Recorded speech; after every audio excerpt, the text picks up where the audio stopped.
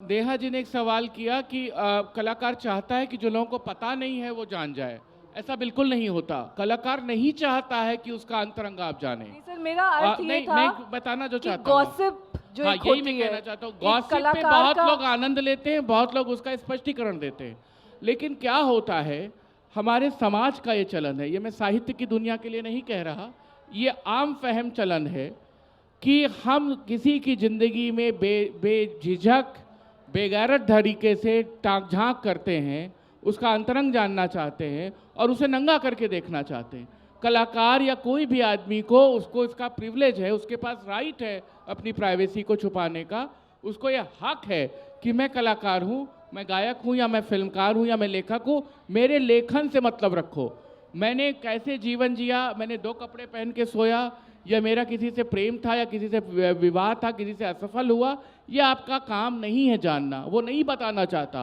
और जब आप उसका सम्मान करते हैं तो आपसे सवाल किया जाता है, साहब आपने तो फलानी चीज़ नहीं लिखी, वो तो उनसे उनका इश्क का भी लफड़ा था, फलानी जगह लिखा था। साहब आप प्रेम प्रसंगों पर एक किताब लिखिए और उसमें प्रेम दिखाइए, उसमें नखरे दिखाइए, नौटंकी दिखाइए। हम क्यों किसी के जीवन में उस तरह से झांकने जाएं? लता जी की पुस्तक है, लता मंगेशकर की सांगीतिक यात्रा।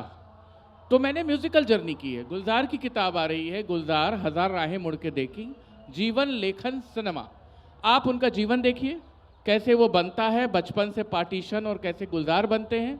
फिर उनका जितना विपुल लेखन है, लिटरेरी से लेके फिल्मी, वो देखिए और उनकी बनाई फिल्मों पे बात करिए। इसके अलावा अगर आप कुछ जानना चाहते हैं तो आप बेशक उनसे जाके इंटरव्यू करिए। उस लेखक से, उस कृतिकार से उम्मीद ना करिए कि वो ज़बरदस्ती उनके बाथरूम में जाके दूरबीन लगाएगा और आपको कोई दूर की कौड़ी ला के देगा।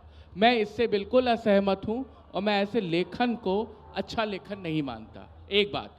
और दूसरी बात कि बहुत सारे लोग आपको सुझाव देने आते हैं आपकी किताब पढ़ के, अजय जी भी इसको बहुत झेलते होंगे, हरीश जी भी झेले होंगे। सर वो जो आपने फलाने गाने की डिटेल लिखी थी वो 1956 में नहीं रिकॉर्ड हुआ था, वो 1957 में हुआ था। वो उसमें 100 पीस ऑर्केस्ट्रा नहीं था, उसमें 97 पीस ऑर्केस्ट्रा था। आप ऐसी कौन सी दूर की कौड़ी ले आए हैं कि अगर 2 वायलिन कम बजे हैं उसमें, या 56 की जगह IMDb उसको 57 का बता रहा है, तो सारा स्ट्रक्चर हिल गया। तो मुझे ये लगता है कि इस तरह के कामों से दूरी बरतनी चाहिए और एक लेखक को, एक कलाकार को, एक राजनेता को उसकी टोटलिटी में देखिए, ना कि उसका अंतरंग देखिए और उसको बिना बात के बेपर्दा कीजिए।